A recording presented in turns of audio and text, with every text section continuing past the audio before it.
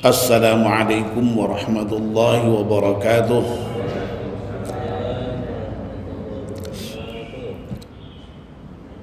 Bismillahirrahmanirrahim. Alhamdulillahirabbil alamin wassalatu wassalamu ala asyrafil mursalin sayyidina wa maulana Muhammad wa ala alihi wa sahbihi ajma'in, amma ba'd.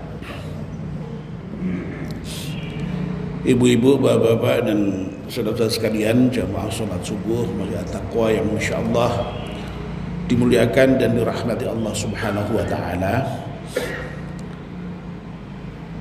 Alhamdulillah, kita panjatkan syukur kepada Allah Subhanahu wa taala yang pada pagi hari ini atas limpahan rahmat dan nikmatnya kita semua bisa hadir di masjid salat subuh berjamaah, dan sekarang kita masih diberi kesempatan untuk bisa melakukan kajian ba'da subuh. Kita mohon pada Allah Subhanahu wa taala semoga seluruh rangkaian ibadah kita di pagi hari diterima oleh Allah Subhanahu wa taala. Amin ya rabbal alamin. Mari kita mulai kajian kita dengan berdoa bersama-sama. Bismillahirrahmanirrahim.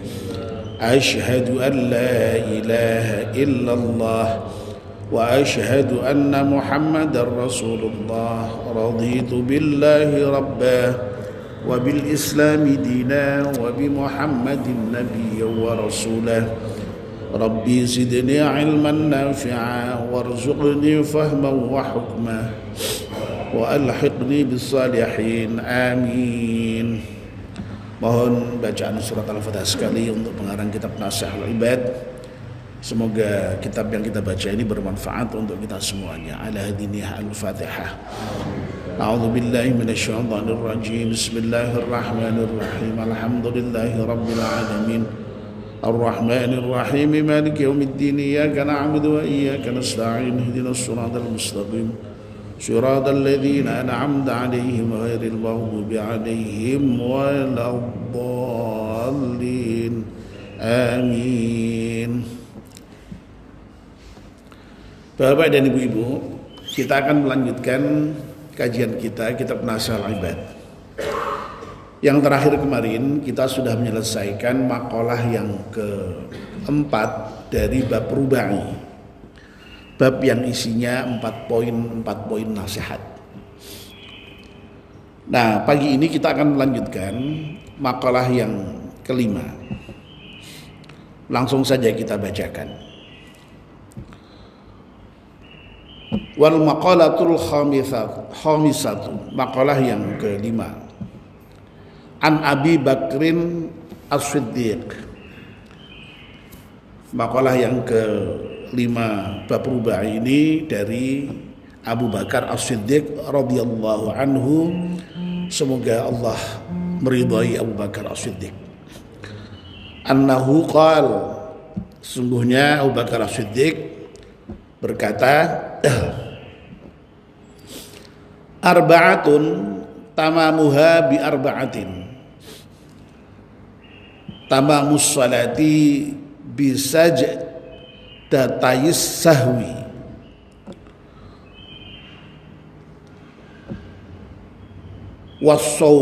Wassaumu bi sadaqatil fitri wal hajju bil fidyati wal imanu bil jihadi.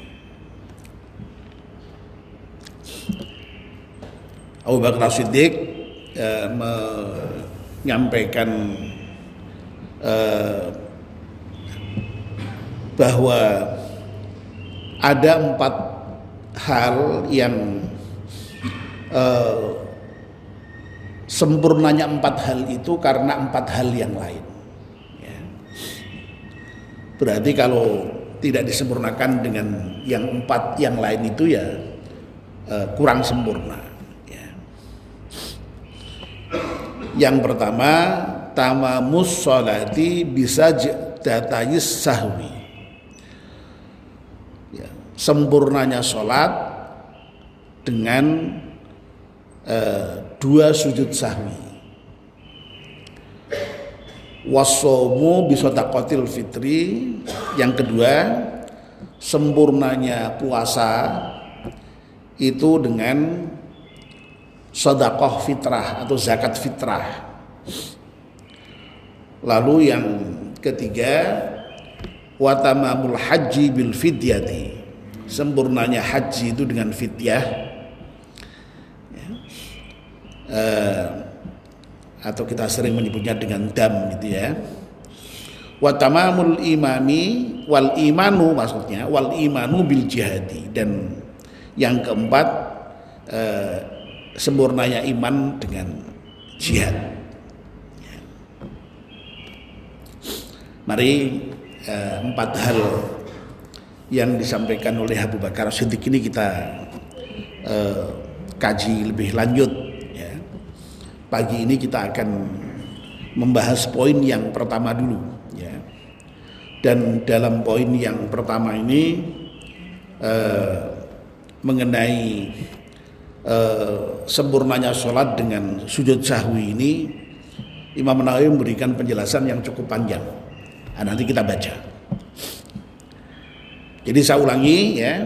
Jadi makalah yang ke-5 ini merupakan dawuhnya Abu Bakar As-Siddiq ya, yang menyatakan arba'atun, 4 minal khisali ya, dari beberapa hal, tamamuha bi arba'atin minal umuri, sempurnanya dengan 4 hal ya, dari beberapa perkara juga. Ya maksudnya ya jelas ya bahwa ada 4 hal, ada 4 perkara yang 4 perkara itu akan sempurna dengan 4 perkara yang lain. Nah, tamamus sholati bisa jadi sahwi. Ya, yang pertama adalah sempurnanya sholat dengan 2 sujud sahwi. Nah ini oleh Imam Nawawi diberi penjelasan panjang ya. Sebab kalau tidak diberi penjelasan panjang atau kalau tidak diberi penjelasan bisa salah paham ya. Dikiranya kalau sholat itu supaya sempurna lalu kemudian terus dengan sujud sahwi, bukan ya. Maksudnya itu, ini penjelasan Imam Nawawi yang pertama, hina wujudi sababis sujudi ya. Ya. Yang dimaksud dengan bahwa sholat itu akan sempurna apabila diikuti dengan sujud sahwi itu ketika ya, jadi ada catatannya ya, ketika terdapat sebab-sebab yang menjadikan sujud sahwi itu dilakukan. Nah, kalau nggak ada sebabnya ya nggak perlu sujud sahwi, itu maksudnya ya. Jadi jelas ya. Jadi meskipun di sini sujud sahwi menyempurnakan sholat, bukan berarti kalau sholat harus terus pakai sujud sahwi, enggak. Ya, sujud sahwi dilakukan kalau ada hal-hal yang menjadikan sujud sahwi itu perlu dilakukan. Kalau enggak ada hal yang menyebabkan sujud sahwi dilakukan, ya tidak perlu sujud sahwi. Sujud sahwi itu apa? Sujud karena lupa ya. Jadi sujud sahwi sujud karena lupa. Ya. Nah ini menunjukkan bahwa memang ya Allah itu memahami betul sifat manusia itu ya, yang memang tempatnya lupa. Ya idealnya sholat itu ya tidak lupa idealnya. Wong sholat ingat Allah, sudah menyatakan Allahu Akbar, kok iso lupa itu kan ya harusnya tidak harusnya. Tapi nyatanya Nabi masih memberikan peluang untuk sujud sahwi. Itu berarti menunjukkan inilah betapa Islam itu merupakan agama yang sangat manusiawi, sangat memahami ya fitrah manusia. Ya manusia itu ya pada umumnya ya sok lupa itu ya. Idealnya tidak lupa idealnya ya, tapi nyatanya sok lupa. Nah ketika sholat itu lupa ya, atau ada hal yang memang tertinggal, itu bisa disempurnakan dengan sujud sahwi ini ya. Nah sujud sahwi sendiri itu prakteknya adalah dilakukan ketika sehabis membaca tasahud akhir selesai, ya, sebelum salam itu kita sujud, ya, lalu kemudian duduk lagi, sujud lagi, ya. Jadi sujud sahwi 2 kali, ya. Nah, kalau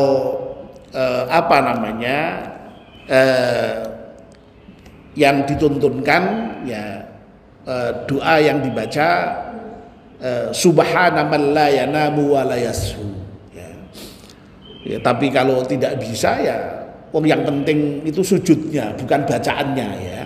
Jadi misalnya tidak membaca subhana man la yanamu wa la yashu, ya tidak apa-apa, bisa membaca subhanallah biasa, atau kalau tidak membaca apapun juga tidak apa-apa. Ya. Karena memang yang dituntunkan itu sujudnya itu, ya. Nah itu, ya. Subhana maha suci Allah, man zat, ya, subhana man zat, ya, maksudnya ya Allah itu, ya, la yanamu yang tidak pernah tidur dan tidak pernah lupa, ya, tidak pernah lupa. Nah kalau manusia ya memang itu tadi, ya, tempatnya tidur, tempatnya lupa, sehingga ada kemungkinan lupa tadi itu. Nah Bapak dan Ibu-ibu yang dimuliakan Allah SWT, nah biasanya, ya, hal yang paling populer yang menjadi penyebab kita melakukan sujud sahwi itu, ya, itu adalah apabila kita lupa tadi itu, lupa, misalnya lupa jumlah rakaat, ya. Kita ini kan sering kali itu lupa jumlah rakaat itu. Ini tadi sudah 2 rakaat apa sudah 3 rakaat, ya? Sudah 3 rakaat apa 4 rakaat, ya?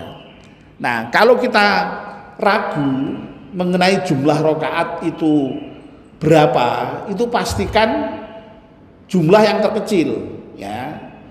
Karena berdasarkan dalil al-yakin la yuzalu bisyak, yang namanya keyakinan itu tidak bisa dihilangkan dengan keraguan. Lah yang pasti berapa? Ya yang 3 kan, yang ragu yang 4. Yang pasti yang 2, yang ragu yang 3, maka dipastikan yang lebih kecil itu yang yakin, yang sudah dilakukan. Ya, meskipun toh pada hakikatnya sudah yang 3 atau yang 4, tapi harus diyakini yang lebih sedikit tadi itu. Nah lalu kita tambah jumlahnya. Kalau sholat maghrib, ya, kalau kita kok baru merasa 2, ya harus ditambah 1 lagi. Kalau baru merasa 1, ya ditambah 2 lagi. Nah meskipun sudah ditambah tidak cukup, ya, masih disunahkan dengan sujud sahwi tadi itu, sujud karena lupa, ya. Itu yang paling populer itu, ya. Tapi sebab sujud sahwi tidak hanya itu, ya. Termasuk juga yang sudah sangat populer itu adalah kalau kita meninggalkan sunnah sholat yang merupakan sunnah ab'ad, ya. Jadi sunnah dalam sholat itu dibagi menjadi 2, ada yang ab'ad, ada yang hayat.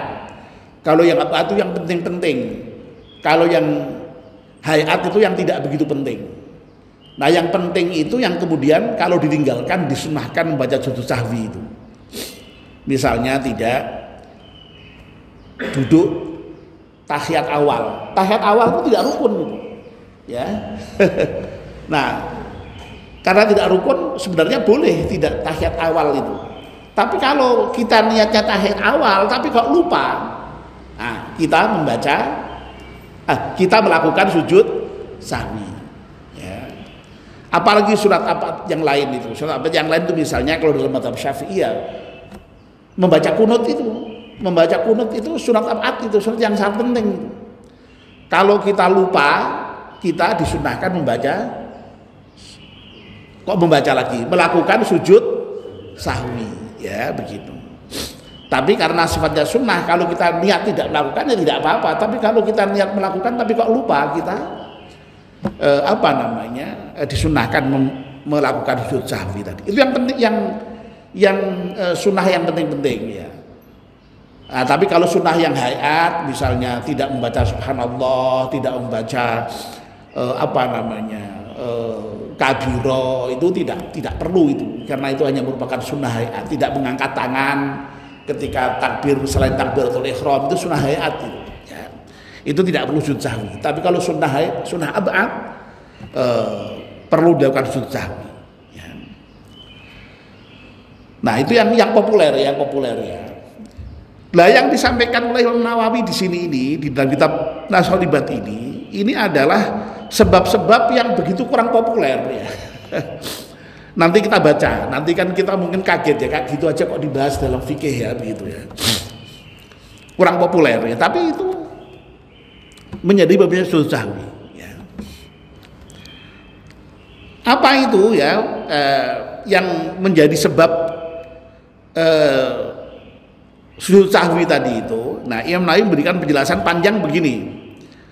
Ya, kanak lil qawli an mahallihi. Ya, seperti memindahkan hal-hal yang bersifat ucapan dari tempatnya. Ya. Jadi sholat itu kan terdiri dari perbuatan dan ucapan, ya, dari perkataan. Kalau perbuatannya ya berdiri, ruku, sujud, ya, i'tidal itu perbuatannya. Ya. Nah yang qauli itu membaca takbiratul ihram yang pertama kali itu ya Allahu Akbar, membaca Fatihah ya, lalu kemudian membaca tasahud akhir ya, lalu kemudian membaca sholawat atas Nabi pada saat tasahud akhir, dan juga salam itu qauli, itu ucapan. Dan sholat itu yang rukun yang merupakan ucapan itu hanya sedikit tadi itu, hanya takbiratul ihram, Fatihah, membaca tasyahud akhir, membaca sholawat atas Nabi pada saat tasyahud akhir, membaca salam. Ya. Selebihnya yang rukun itu perbuatan itu tadi itu. Jadi kalau kita misalnya ruku ya membaca subhana rabbiyal azim wa bihamdihi, membaca subhanallah azim wa bihamdihi itu tidak rukun, itu sunnah itu. Yang rukun adalah rukuknya itu ya. Nah, Bapak dan Ibu-ibu, nah sekali lagi memindahkan hal-hal yang bersifat qauli atau perkataan dari tempatnya itu yang menyebabkan menjadi kita itu sujud sahwi. Ya. Nah ini masih diberi penjelasan ya. Wadhalika, dan memindahkan ucapan tadi itu, perkataan dari tempatnya tadi itu, imma ayyakuna al mangkulu ya, bisa jadi ya yang dipindah itu berupa hal yang rukun. Yang rukun itu seperti misalnya tadi itu membaca Fatihah itu kan rukun. Membaca Fatihah itu rukun ya, yang tempatnya itu ada di saat berdiri. Lah kok dipindah tempatnya? Nah itu sujud sahwi ya. Au ba'don atau sunnah ab'ad tadi itu ya. Memindah bacaan tahiyat kok di tempat yang lain. Nah itu juga sujud sahwi. Ya ini kan jarang terjadi toh, orang kok memindah bacaan itu kan jarang terjadi, tapi dibahas dalam fikih ya. Au hayatan atau sunnah hayat. Ya misalnya kita pas i'tidal kok membaca subhanallah ya, pas ruku kok membaca Rabbighfirli warhamni ya, itu apakah sujud sahwi? Ya itu diatur itu dalam sholat itu. Tapi kan kecil kemungkinannya itu ya. Kalau subhanallah hil azim dan subhana rabbiyal a'la itu bisa jadi tertukar itu ya, antara rukuk dan sujud itu ya. Ya, itu bisa jadi tertukar. Tapi yang lain-lain kayaknya jarang, tapi dibahas dalam fikih itu ya. Nah, lalu kemudian penjelasan berikutnya ya, detailnya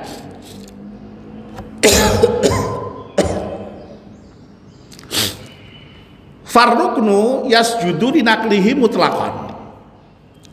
Jadi kalau yang dipindah tempatnya itu kok berupa hal yang rukun ya, itu wah maaf ini batuknya ini masih belum hilang ternyata ya. Bismillahirrahmanirrahim.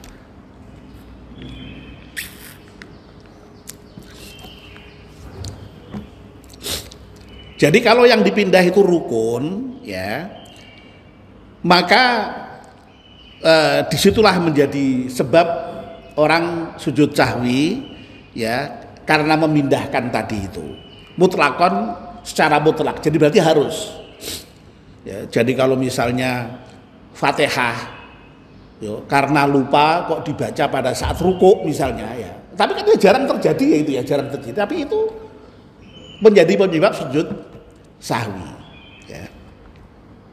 Ya meskipun kalau yang dipindah itu hal yang merupakan rukun, itu ya memang tidak hanya sujud sahwi saja itu ya, malahan di samping sujud sahwi juga memang harus diganti, harus diulangi lagi. Memang kalau rukun itu tidak bisa diganti hanya dengan sujud sahwi ya. Jadi kalau rukun hilang itu kan berarti kan batal sholatnya, makanya harus diulangi ya, diulangi yang ditinggal tadi itu ya. Ini sebenarnya agak detail-detail nih, tapi ya tidak mungkin kita membahas sampai detail-detail sekali ya. Jadi yang penting diketahui saja lah ya, betapa dalam fikih itu detail-detail dibahas ya. Nah kemudian wal ba'du in kana tasyahudan awalan kadzalik. Kalau yang ditinggal itu, kalau yang dipindah maksudnya ya, itu adalah sunat ab'ad. Ya, sunat ab'ad itu sesuatu yang penting-penting tadi itu, seperti tasyahud awal, seperti kunut tadi itu. Ya, in kana tasyahudan awalin, kalau yang dipindah itu adalah tasyahud awal kadzalik, maka juga harus diikuti dengan sujud sahwi juga. Jadi kalau misalnya kita memindah tasyahud awal di tempat yang lain, itu tidak batal sholatnya, tapi harus diikuti dengan sujud sahwi ya. Nah kalau kasus kunut lain lagi ya, amal kunutu ya, kalau yang dipindah itu kunut ya, fa inna qalau bi qasdihi sajada ya. Adapun kunut, kalau kunut itu dipindah dari tempatnya ya, kunut itu kan mestinya kan dibaca pada saat sehabis rukuk ya, lalu i'tidal sebelum sujud di rakaat terakhir. Nah kok dipindah di tempat lain ya. Nah kalau mindahnya itu biqasdihi, dengan sengaja memindah, itu juga harus sujud sahwi ya itu ya. Au biqasdi dzikri fala, tapi kalau mindahnya kunut itu kok hanya karena ingin zikir saja, tidak ingin membaca kunut ya, dengan sengaja membaca kunut sebagai sunnah yang abad tadi itu tidak perlu sujud sahwi. Wah ini kan kayak gini nih, kalau nggak ngaji nggak ngerti ini ya, detail-detail seperti ini ya. Ya. Jadi ternyata kunut itu di dalam sholat itu ada yang memang sengaja kunut, tapi ada yang sengaja dalam rangka zikir saja. Ya, lo coba itu kayak gitu tuh. Lah itu konsekuensinya beda di dalam kaitannya dengan sujud sahwi itu. Kalau mindahnya itu dengan sengaja dia sujud sahwi, kalau mindahnya itu hanya karena ingin zikir kepada Allah, tidak perlu sujud sahwi ya. Wal hayatu la yasjudu linaqliha ya. Tetapi kalau memindahkan sunnah hayat ya, seperti tadi itu misalnya membaca subhana rabbiyal a'la kok dipindah di subhana rabbiyal azimi ya, atau pas i'tidal membaca rabbi firli ya, itu tidak perlu sujud ketika memindahkan bacaan itu ya, illa surati ya, kecuali kalau sunnah hayat itu berkaitan dengan membaca surat ya. Membaca surat itu juga ternyata boleh tidak setelah Fatihah ya. Jadi kalau kita misalnya sholat membaca Fatihah di tempat yang lain, membaca suratan di tempat yang lain itu boleh, tidak sampai membatalkan sholat, tapi perlu sujud sahwi ya. Wah ini aturan-aturannya sangat detail, tapi saya kira Bapak ya tidak perlu sampai tahulah yang detail-detail seperti ini ya. Ini kasusnya jarang sekali. Kalau kasusnya sekali lagi yang umum itu biasanya sujud sahwi tadi itu ya, karena lupa jumlah rakaat atau karena tadi itu meninggalkan sunnah abad tadi itu, sunnah yang penting-penting itu ya. Kadza afada Syekhuna Ahmad An-Nahrawi. Demikianlah memberikan faedah guru kita Ahmad Nahrawi ya. Jadi pendapat Imam Imam Nawawi yang dinukil di dalam menjelaskan mengenai bab sujud sahwi ini diambil dari penjelasan guru Imam Nawawi yang bernama Ahmad Nahrawi ya. Jadi itu Bapak dan Ibu-ibu ya, terkait dengan poin yang pertama dari makalah yang kelima ini ya. Jadi sekali lagi saya ulangi, tamamus sholati bisa jidatis sahwi, bahwa sempurnanya sholat itu dengan 2 sujud sahwi dengan sebab-sebab tertentu tadi ya. Sebab-sebabnya ada yang populer yang sudah kita umum ketahui, ternyata ada sebab-sebab yang sangat rinci yang macam-macam tadi yang mungkin barangkali jarang terjadi dalam kasus real begitu ya. Tapi itulah ilmu itu sampai sebegitu detailnya oleh para ahli fikih itu dibahas sampai sedetil itu ya. Oke, dan tentu saja kalau sudah masuk fikih itu banyak pendapat ya. Bisa saja ada imam yang berpendapat lain. Ini menurut pendapat Ahmad Nahrawi yang dikutip oleh Imam Nawawi ya. Saya kira begitu ya. Monggo Pak Huzaini.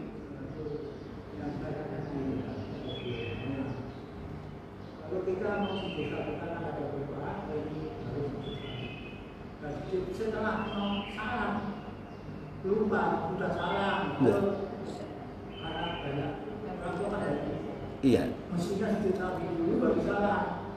Kalau lupa sehari salam boleh ya? Iya. Nah kalau kasusnya kok yang mestinya itu sebelum salam sujud sahwi tapi kok lupa juga ya, ketika saat sehabis sholat itu sujud sahwi boleh.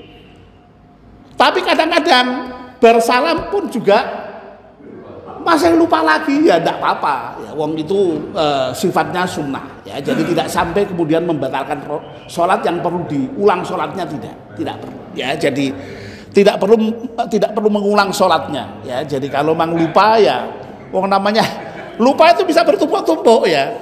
Pas sholat lupa ya, ingat nanti berarti butuh sujud sahwi, mau sujud sahwi lupa lagi ya. Yo bar sujud bar salam segera sujud sahwi, delalae bar salam yo lupa sisan ya, lali meneh ya wis ya, kon piye meneh itu. Tidak perlu mengulangi sholatnya lagi, karena memang sekali lagi sujud sahwi tidak merupakan kewajiban tapi sunnah yang ditekankan ya, begitu ya. Jelas nggih Pak anu nggih Pak. Ya kadang-kadang kita begitu memang ya, jadi betul itu disampaikan Pak Muzaini, prakteknya seringkali begitu ya begitu. Baik, mari kita akhiri dengan doa bersama-sama. Bismillahirrahmanirrahim. Wal 'ashri innal insana lafi khusrin illa alladzina amanu wa 'amilus salihati wa tawassaw bil haqqi wa tawassaw bis sabr. Subhanakallahumma wa bihamdika asyhadu an la ilaha illa anta astaghfiruka wa atubu ilaik. Wassalamualaikum warahmatullahi wabarakatuh.